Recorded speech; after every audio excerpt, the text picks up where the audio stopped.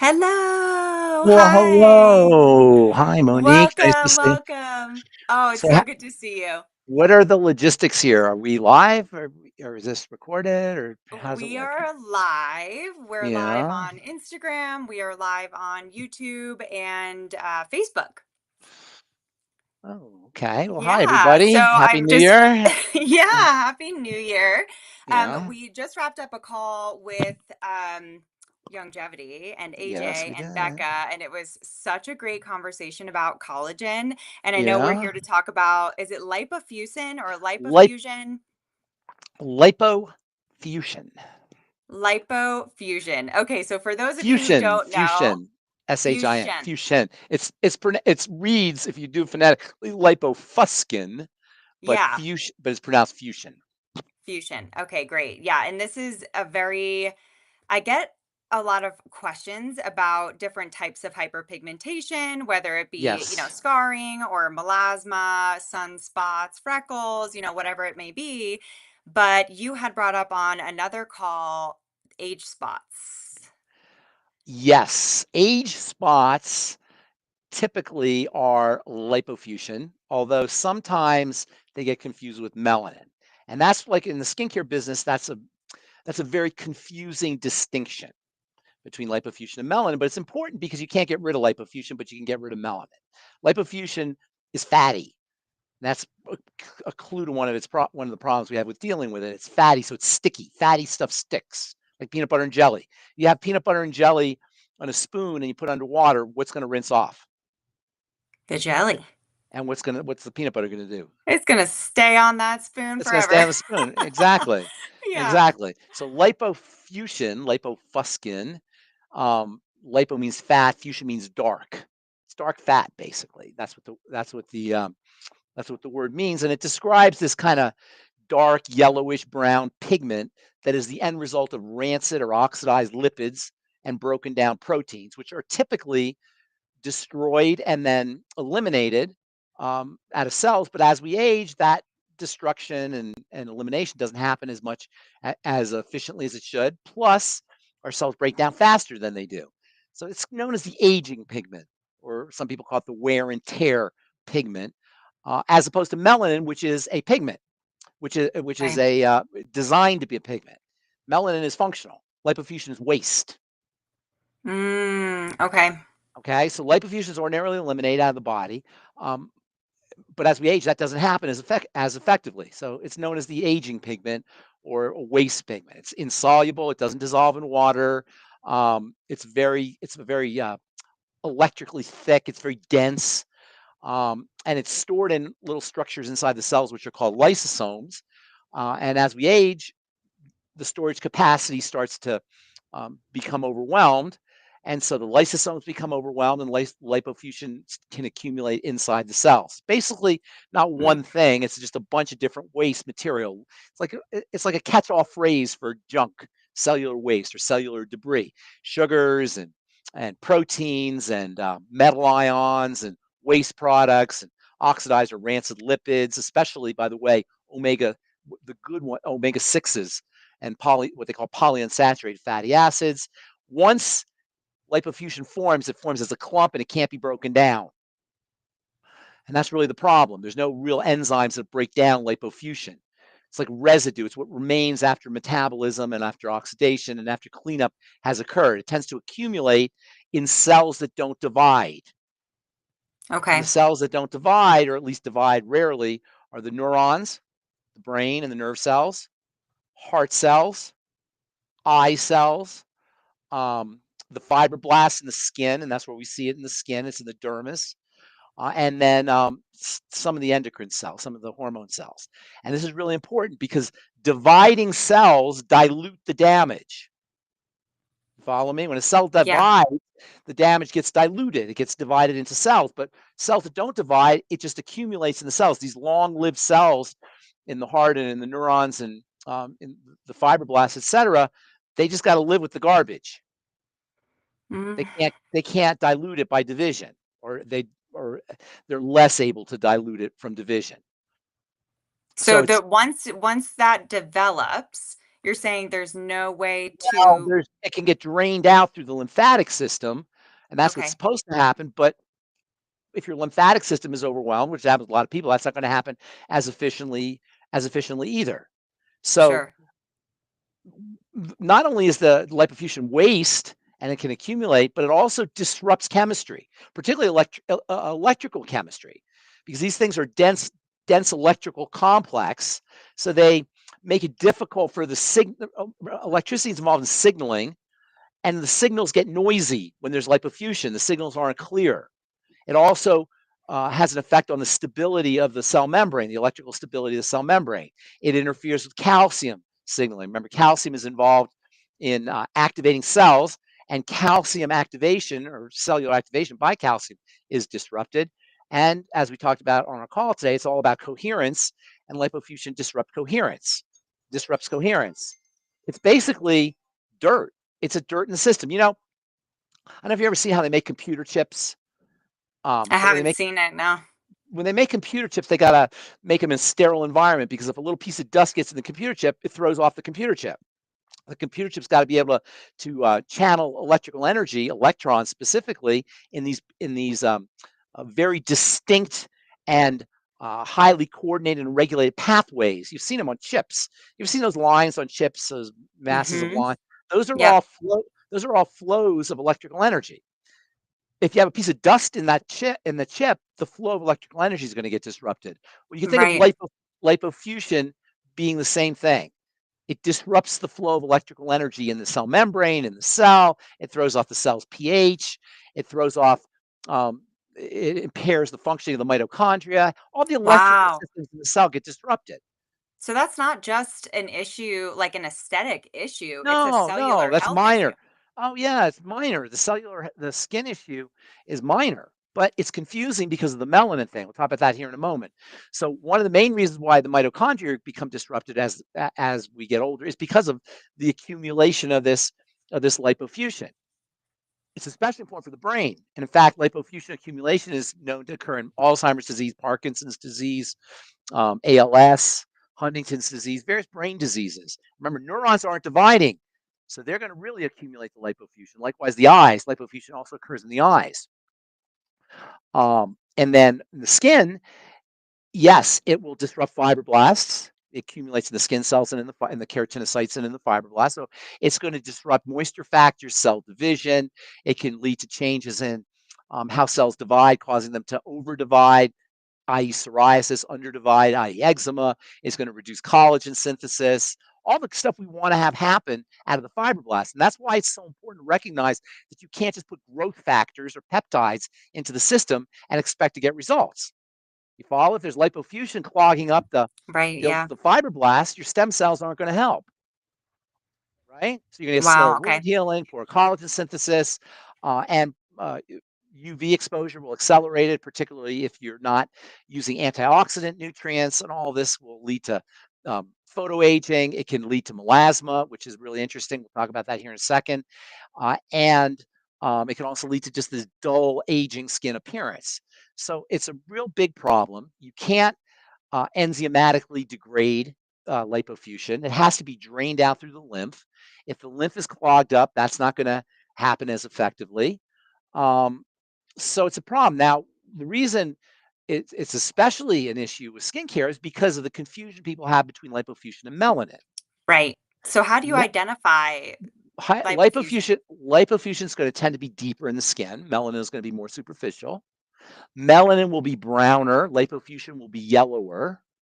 Right? Have you seen you can kind of see, sometimes you'll see coloration that's not exactly melanin. It's a little bit later than melanin, that yellowish kind Yeah, of I've color. got a spot on my forehead here. I don't know if you can even see it. That's Like probably, right there. I can't really see it, but that's probably lipofuscin. Because By the way, it's not lightening the way the rest of my that's what I was about hyperpigmentation to is. say. That Yes. is what I was about to say, is that one of the ways you can distinguish melanin from lipofuscin is melanin will peel off, or it will lighten with retinol. Right. Lipofuscin will not peel off. Lipofuscin is in the cell. Lipofuscin will not um, will not be susceptible to hydroquinone or tyrosinase inhibition, or all the strategies that you use for lightening the skin with melanin, you're not going to get any benefits if it's lipofuscin. Got it. Follow? Yep. So, so if it's yellowish, if it's deeper, if it's not lightening when you use skin lighteners, it's not peeling away, you're probably dealing with lipofuscin. Got it. Okay, so Okay, that's a and great the way to best, identify, yeah. the only And way why you're, does it show up? I mean, I feel like it shows up mostly on the face, the chest, the shoulders, and the hands, especially. Why yeah, is there a reason why in no, those areas? it'll show up in areas that have more stress, where you have more Okay, cellular stress. Probably have more self stress in the skin that is exposed than the skin that is right. non-exposed.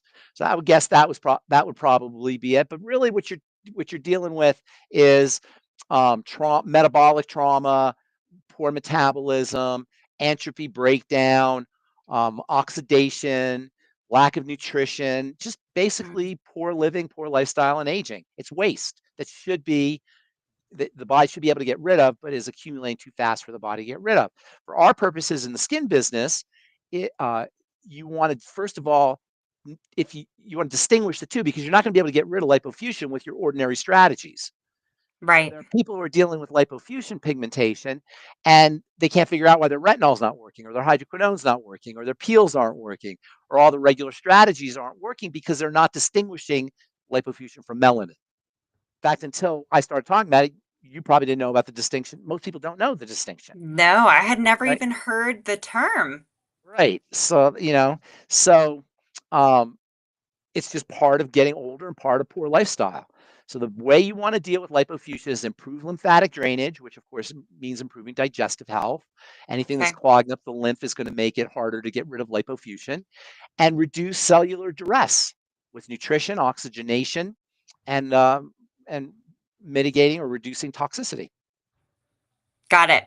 Yeah, I mean that's very, very helpful. But how can you How can you I get rid guess of it? with our well, yeah, I mean, of course we want to get rid You're of it. not going So, to I get mean, rid of it. You're not going to get rid of it. Um, Specifically, but you can improve detoxification through the lymph, and that's the okay. best way to do it. But you're not going to get rid of it specifically. Once it accumulates, it's insoluble, and enzymatic chemistry won't work on it. So you got to really prevent it from forming in the first place is the best way, and then improving lymphatic drainage is probably the next best thing you could do.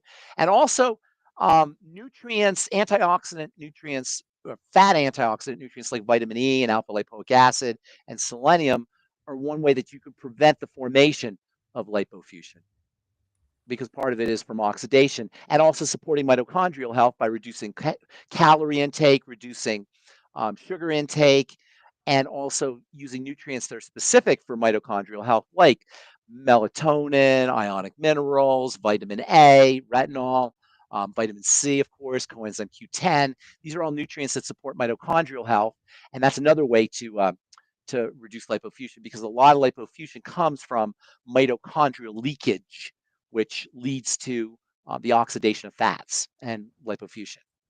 Okay. Yeah, and movement? I mean, just for Movement's lymphatic always, yeah, drainage? exactly. Movement's always good for improving detoxification. You know what else can help, which is interesting? Um, you can use red light therapy to improve mitochondrial Mm, health.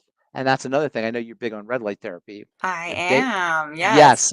So lipofuscin, um, red light therapy can also um, help improve mitochondrial health. Now, lipofuscin is also photoreactive, so um, you can make things worse with red light therapy. But red light therapy will improve mitochondrial health, so that might be a strategy that you want to use.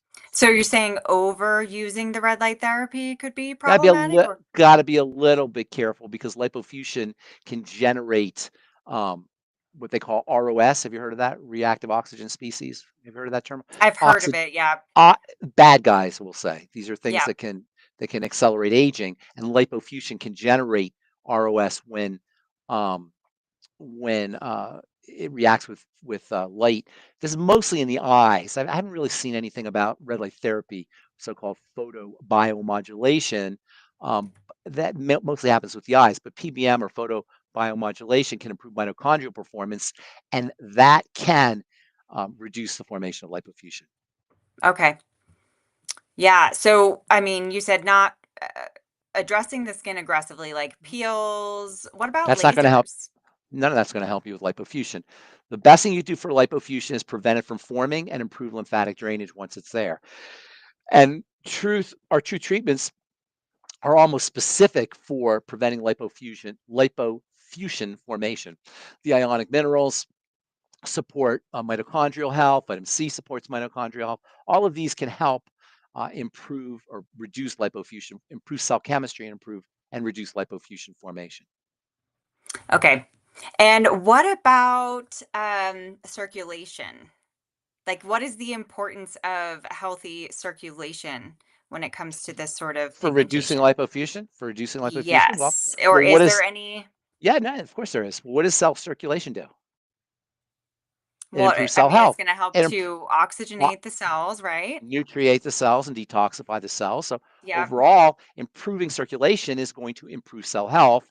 Improving cell health will reduce lipofuscin formation. So, what would you say are some of the best ways to go about improving circulation in the skin for this Tons, concern? tons of ways. Number one, vitamin C. That's one of probably the most important. Peels, alpha hydroxy acids, are stimulating. Um, Massage is another way. PBM, photobiomodulation, light therapy can improve circulation. Anything stimulating is going to improve circulation. You can Okay. see it on the face. Vitamin C should really, one of its claims to fame that is really underappreciated is its ability to improve the nitric oxide synthesis, which will vasodilate and improve circulation. You can actually see it when you put vitamin C or fat soluble vitamin C on your skin and you massage it in. You can actually see the kind of blood coming to the skin, and that's nitric oxide, and that obviously improves circulation for cellular health. Yeah, I think, I mean, I see, I mean, I'm always red and flushed and whatever, but I saw it in action when we had a client spray on the mist and put the vitamin C and then go into a red light therapy session, and she came out very pink. Yes, and that's a good thing. That's blood. Yeah, That's that's oxygen, good. That's good, nutrition, and healthy circulation. Yeah. absolutely. Yeah. So, oh my gosh, I just lost my train of So for thought. the esthetician, distinguish the two. Melanin will be more superficial, be more towards the top of the skin. It will be darker, and it will come off with a peel, or it will lighten with retinol or hydroquinone. Lipofuscin will not. The only way to get rid of lipofuscin is to improve its formation, but once it's there, to improve its drainage with lymphatic strategies. And then you touched on melasma and mitochondrial health. Melasma is an imbalance in the pigmentation process. Pigmentation should be a tan. Hmm. Kids, when they go out in the sun, they don't hyperpigment. They don't get blotchy. They get a tan. And when we get older, and we're teenagers until we reach a certain age, when our pigment is stimulated, it doesn't stimulate. It doesn't get stimulated blotchy in a blotchy way. It stimulates uniformly, and you get a tan. However, the pigmentation process is controlled by hormones, like everything else. And there are a few hormones that are specifically important for pigmentation, including cortisol, estrogen, insulin, and thyroid hormone, all of which get thrown off of balance, get thrown out of balance by our standard American lifestyle. Most Hmm. people are, a lot of people, if not most people, a lot of people are hypothyroid. We're insulin resistant. We're producing too much insulin. We're cranking out estrogen. So we get the wrong kinds of estrogen. We're not detoxifying estrogen. And we're making lots of stress hormone. So between all of those hormone imbalances, which control pigmentation, at the end of the day, by the way, is part of the stress response. So pigmentation is one of the ways the body protects itself from duress or from stress. When you throw all those factors in, the stress response, cortisol, estrogen imbalances, hypothyroidism, insulin resistance, the, the pigmentation process doesn't occur uniformly. It occurs in a blotchy way. It's not protective, it's out of control, it's dysregulated. And that's what accounts for pigmentation issues. So that tells you is it's really, really, really hard to get rid of pigment. if you're not going to Hmm. control, if you're not going to work at the level of the hormones and the level of diet and the level of lifestyle and the level of nutritional deficiencies. And we in the skincare business and estheticians aren't trained that way. We're trained to do everything topically. Right. So melanization, pigmentation, melasma is notoriously the hardest thing to deal with because it's so fundamentally controlled by hormones and it's such a basic part of the stress response. You can't modify that in a treatment room. So Yeah. pigmentation issues are really, really hard to deal with. You can get rid of the pigment topically with retinol. It's a great way to get rid of pigment, but until you actually work at the level of the hormones and the stress Hmm. response, the pigmentation is going to come back. You know, on our last call, there was a woman who was asking a question about her ringing ears and getting headaches. And I have never had this issue in my life. The last year or so, I think I've done more work on the computer than I ever have before. But I have very similar symptoms where I started getting ringing in both of my ears. Started in my right ear and then it's moving to my left ear. And you asked her about caffeine and something else. I have The had adrenal a glands, serious problem with stimulants from a very young age. And like so you like stimulants. I love stimulants. I Okay, love that's all right. coffee. Coffee is like my favorite. I've tried to go without and switch to decaf and I'm like, but Well, does God, she have that I late? get depressed. Did you hear me talking about that postural hypotension thing? Do you bend Yes. down and pick something up A and then you, 100% that happens to me too. And I was like, yeah. okay, well, what a Well, great way to start deep breathing it's like a trigger to deep breathe before I get up and move around so I don't like yes. see stars when I stand up. Yes. Yes. Yes. And you'll notice if you happen to have extra coffee, the problem's worse if you're doing extra Yeah, coffee because I these drink a all lot of stress the coffee. adrenal glands. And you already have, as I understand it, there's some issues with your female hormone system. So Oh, yeah, big time. you may have a stressed out adrenal gland anyway, and you're kind of young for this whole thing to be happening. So you might want to just start to address it now by doing things like slow, deep breathing. The tinnitus, that's called tinnitus, the ringing in the ears. The tinnitus is it's not a specific symptom. It's more like a general symptom that involves inflammatory factors in the blood. So nobody can get rid of tinnitus but just by focusing on the tinnitus. There's no tinnitus medicine or there's no supplements for tinnitus because tinnitus is a generalized symptom that's the end result of overall duress. And so you got to get rid of the overall duress. And by duress, I mean blood toxicity. Everything boils down to blood toxicity. So it could have, there's an element of malnutrition, an element of hypoxia, an element of glycation in the blood, leaky gut, toxins that get into the bloodstream through a leaky gut, histamine, lipopolysaccharides or LPSs. These are all toxins that get into the bloodstream. Histamine's not a toxin, but it's an immune activator that gets into the blood. All of these are going to compromise blood circulation, and they can cause tinnitus by um, slowing down oxygen delivery or nutrient delivery to the cells in the inner ear or maybe in the brain. So you want to think of it as an overall symptom and not try to treat tinnitus by itself. If you have tinnitus, that's a sign that your body's starting to break down, basically. Wow, And where scary. does it all where does it all begin? Where does everything begin? In the gut. In the Oh, which gut, right? I've been taking my I-26 religiously, my 9 supplements a day. I have. I just reordered. What do you So mean I'm nine starting supplement? What do you mean by 9 supplements a day? 3 in the morning, 3 at lunch, 3 in the evening Three what? What are you talking about? of the hyperimmune egg. You take the powder, I take the I supplements. see. I see. Okay. So that's the recommended dosing for it. So I'm starting with the gut, but my question really is how do you know where to start? Whether it's with What do stress, you what or do you mean? dietary changes, like how do The you always food. identify? Always food is the first thing. Always, So always. always the gut is the Always first the gut. first place. Always the gut. Always, always, always. The gut is the and I'm going to say the gut. It's the juncture between the intestine and the blood. So when you eat a food, it goes into when you eat food, it goes through your digestive system and it gets into the intestine. In the intestine, it's all broken down into its individual nutrients. Those individual nutrients are supposed to cross into the blood, right? Mhm. So here's your intestine. The blood's on the outside. The nutrients are supposed to cross in the blood, but they're supposed to cross in the blood in a very controlled fashion. Once the intestine becomes inflamed, that's when everything starts to get into the blood in an uncontrolled fashion. But here's the second issue that nobody talks about.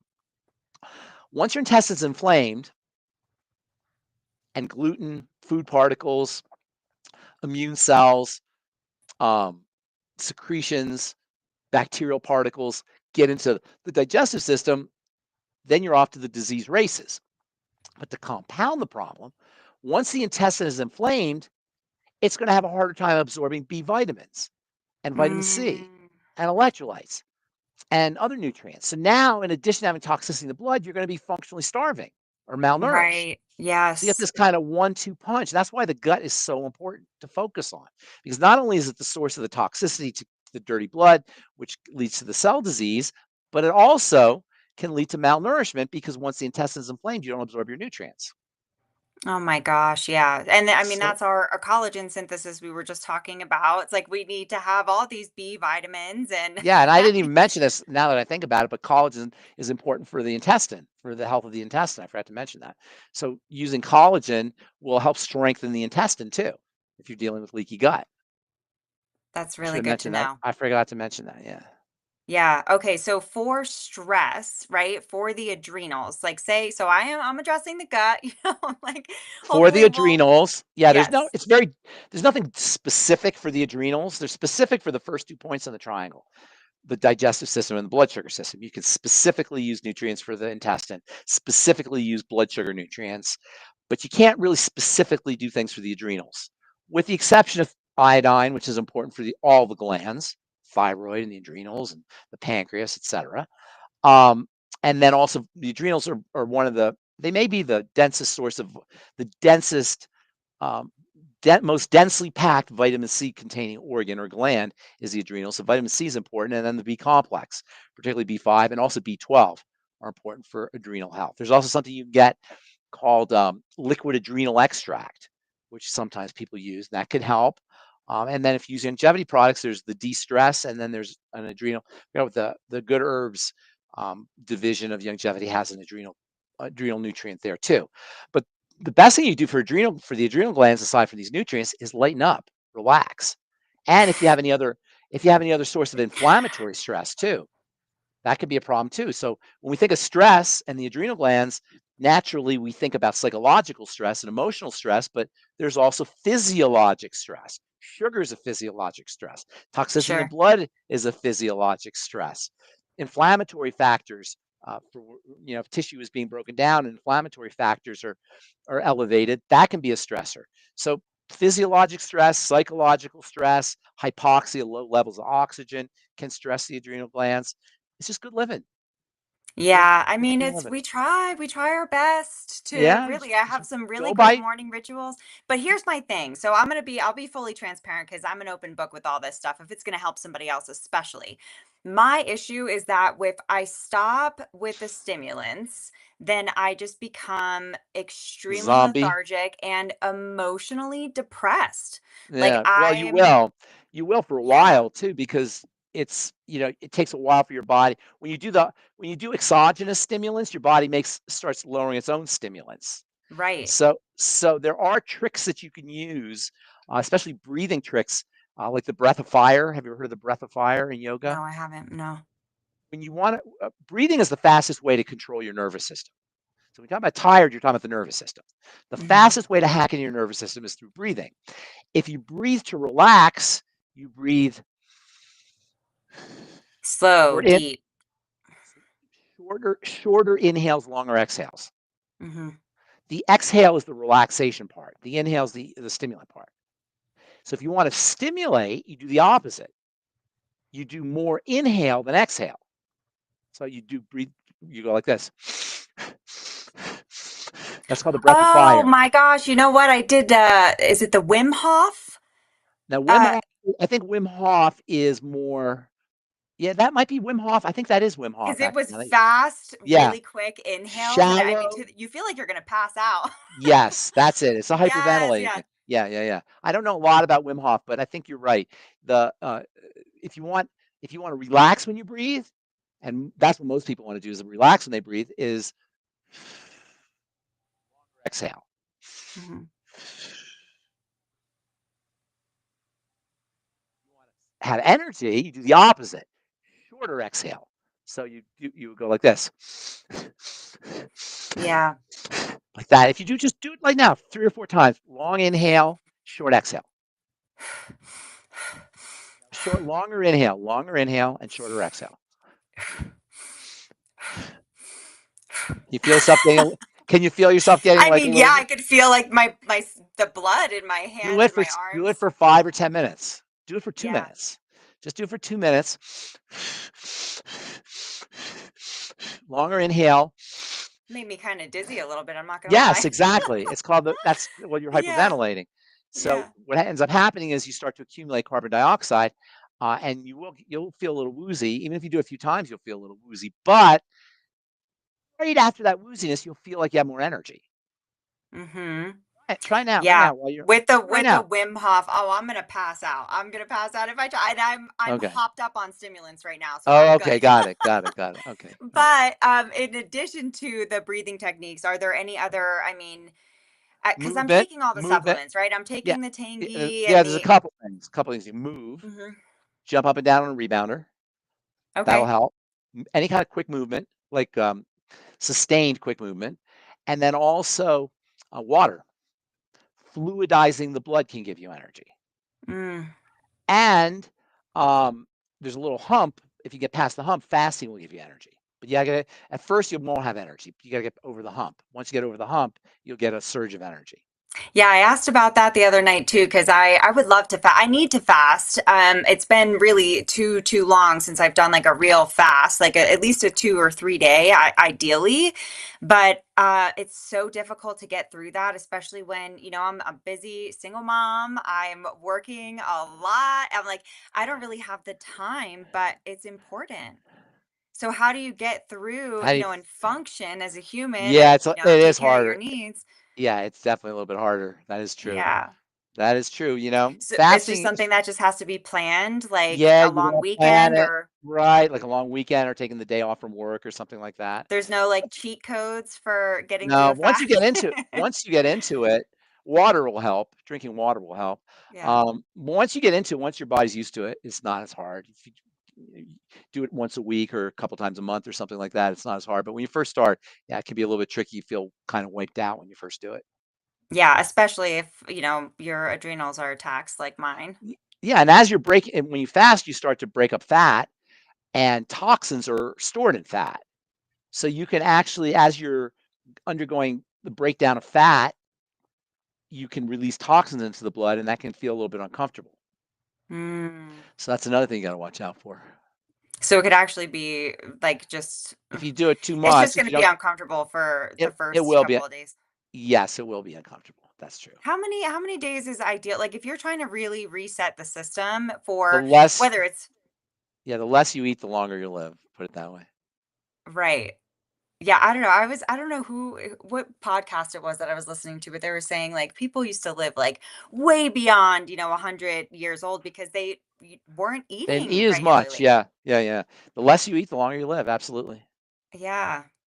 So so much information, but helpful as always, Ben. Good It's so deal. appreciated. I So where think are we have people listening? Are we live for yeah, people? yeah, Or? I can see. It's funny because here on this restream, it looks like there's nobody, but there's like 4 or 5 people over here. All You right. know what? Dottie is on Instagram Hi, and she Dottie. actually asked a question. She said, "What would be a way to help with Gillian Barr? Is Gillian that a typo? Beret.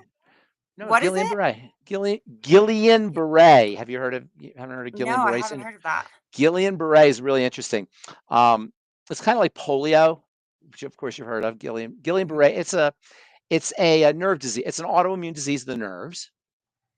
Numbness, tingling, etc. And then ultimately it can lead to paralysis and serious issues.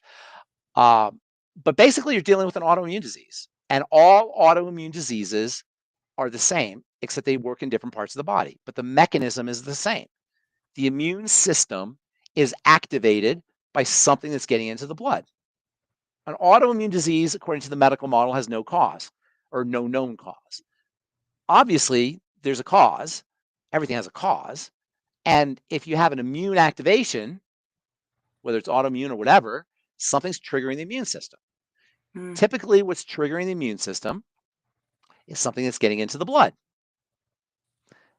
Things get into the blood through injection, or through eating.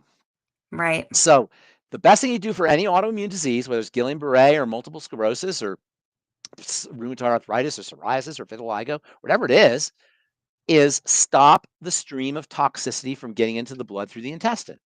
That's the first thing. I would find it very difficult to believe, I've never heard of it, anybody having an autoimmune problem without a comorbid digestive problem, an associated digestive problem. So if Dottie's on the call here, if she's talking about herself, if it's Guillain-Barré for her, I don't think so. at, I mean, I hope not. look for digestive issues. That's really the Sure. first thing. Is you know the only problem. It's very simple. This whole idea of digestive health being linked to all diseases really simplifies everything. But the only problem is we don't want to hear it. Mm-hmm. We psychologically don't like hearing about food. It sounds simplistic. It sounds jargony. It sounds like your mother telling you to eat your vegetables. It sounds invasive. I like to eat what I want to eat. Don't tell me what to eat. But if you just look at it mechanistically, if you have an immune problem, that means an offending agent has gotten into the body. The only way offending agents get into the body is through food, unless you're injecting. That's another way, but for most people, it's through food. Right. And I don't think that it's, you know, these days it's just difficult, I think, with time to prioritize healthy eating because It's I not think it healthy eating. Just takes, eat less. You don't even have to worry about healthy eating. Just eat a lot less, and yeah, then you and that'll take care of a large part of the problem because most of the overeating we do puts a burden on the digestive system and ultimately the metabolic system. So just eat less. Obviously there's certain foods you want to stay away from. French fries for one, potato chips and fried oils. processed anything. So Yeah. oils, the processed oils and the sugar are the two biggest issues. The flour and the sugar. Flour and sugar and processed oils are the biggest issue. Nobody really has a problem with cucumber. I shouldn't say nobody. Some you can have a problem theoretically with it, but for the most part, that's not where our problems are.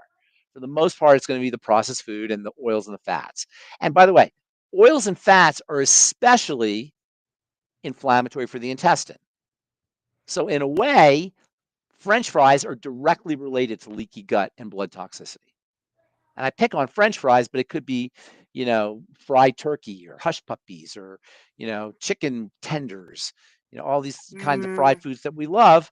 Those are very, very inflammatory for the intestine, So even, cooking with certain oils, like if even it's, cooking. you're just cooking for yourself at home. Absolutely. So Absolutely. Even what do you cooking with think are oils. the least inflammatory? Coconut Coconut, oil? coconut and butter, Okay. And but like real full fat butter. full fat butter, real butter, not Okay. the spread, not the fake What butter. about ghee? Ghee's great. Ghee is butter without the solid particles. Okay. They call it clarified butter. Okay. Ghee's great. Yeah, ghee's great. Awesome. Well, this is All right. great. I mean, Thank you. we're gonna have to. There's so many things. We still have to talk about the 10 truths because we haven't even gotten into The 10 any of truths. that. I don't know what those are. What are the 10 You truths? sent me a text message, I think on one of our first call or second call, and you're like, we have to talk about these truths. It's the Oh, I principles do. of I the truth. remember that. I remember that. I gotta Yes, go. so we need to do that. We have so many things, and All I right. wanted to just, make a comment at the end of this call here that if anybody has questions, specific topics, specific skin concerns that really they want to address, please leave a comment or send me a message or send me an email. It's Monique at truthtreatmentsystems.com. Or if you want to learn more about the Truth Treatments retail or about wholesaling, please do reach out to me. I'm happy to provide more information. Not as valuable as all of Ben's education and No, information. It's yours such is a valuable. wealth. It's seriously like so grateful for these opportunities to share more because it's so clarifying and it's so helpful. And I mean, I don't know how many estheticians have been frustrated with lipofuscin and um, didn't know that that was a factor. So thank Lipofuscin. you. Okay. Thank you, Thank you Monique. so, See so you soon. much. Yes, and thank you Okay. all for listening. We'll see you on the next one. Bye. Bye.